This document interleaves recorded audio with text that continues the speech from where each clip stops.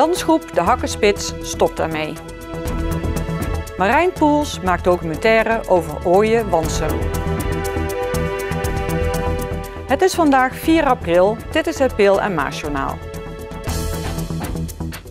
Dansgroep De Hakkenspits heeft deze week besloten definitief te stoppen. Ze zijn per direct gestopt en treden niet meer op. Reden is dat er de afgelopen jaren geen verjonging heeft plaatsgevonden en daardoor zijn er te weinig leden. En van de 5 dansparen die we nog hadden, gingen er 2 paren stoppen en er bleven nog 3 dansparen over. En dat is te weinig om kwaliteit te blijven leveren. Dus hebben we met z'n allen het besluit genomen om te stoppen. De Hakkenspits werd in 1983 opgericht. Vorig jaar nog vierde zij het 30-jarig jubileum. Op het hoogtepunt had de folkloristische dansgroep zo'n 10 dansparen. De leden waren uiteindelijk unaniem, maar vinden het natuurlijk ook erg zonde dat de groep stopt. Zo ook muzikante Annie Derks. Ik ben er ook vanaf het begin bij, 31 jaar, dus dat is een heel stuk van je leven. Wat ga je het meest missen? De gezelligheid, maar ook het spelen op mijn fluit en ja, gewoon, je houdt van folklore. En dat ga je gewoon missen. Folklore word je heel blij van. Het kost niet heel veel moeite, je hoeft geen concerten te geven, zou ik maar zeggen.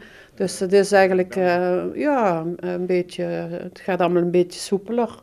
Kan eens een keertje een nootje fout, dat maakt er niet zoveel uit. Dat is live, zeiden wij dan. Hè. Dus dat zou ik wel heel erg missen. Na 31 jaar valt het doek dus voor de Hakkenspits. Tijd om terug te kijken en na te denken over de mooie periodes en de hoogtepunten. Ik vond zelf het optreden in Praag helemaal geweldig. Ik vond het optreden in Oppenau echt een inhalen van duizenden toeschouwers. Bij de folkloristische optocht en de dansen. Helemaal geweldig, super. De groep heeft nog veel kleding en sieraden. Omdat zij niet willen dat dit verloren gaat, benaderen ze onder andere museums om hun inboedel te schenken. En uiteindelijk zal er ook nog een feestdag plaatsvinden. Wanneer dat gaat gebeuren, weet de organisatie nog niet. Vastelovensvereniging De Pielhaas in Venray is voor aankomend seizoen weer op zoek naar artiesten, tekstdichters en muziekschrijvers die mee willen doen aan het Liedjesfestival. De inschrijving is op vele verzoek dit jaar helemaal opengelaten. Dat wil zeggen dat er geen limiet zit aan het aantal inzendingen.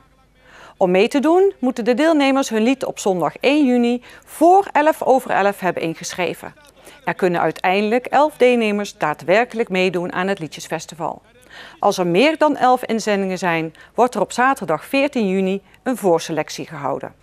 Documentairemaker Marijn Poels werkt de komende maanden aan een documentaire over gebiedsontwikkeling Ooije Wansum. De documentaire moet in beeld brengen op welke wijze het projectbureau vraagstukken oplost en hoe bewoners en bedrijven hierbij betrokken worden. Omdat we op dit moment in een hele spannende fase zitten van het project. Wij zijn als projectbureau nu aan de lat om zo snel mogelijk eigenlijk een contract te maken en ook alles te regelen in bestemmingsplannen. Dus je moet nu langzaamaan komen tot een definitief ontwerp en tot definitieve keuzes. En we hebben in het project een 10-tal ontwerpvraagstukken eigenlijk gedefinieerd. En die ontwerpvraagstukken die gaan we het komend half jaar aanpakken.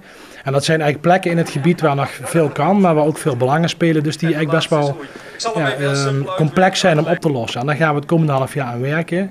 En dat doen we samen met de omgeving, dus samen met de mensen in het gebied. Dus het is een hele interessante fase in het project waar we nu in zitten. En wat maakt het interessant voor de kijker? Nou, ik denk dat je goed kunt zien hoe de belangen met elkaar soms ook tegenstrijdig zijn.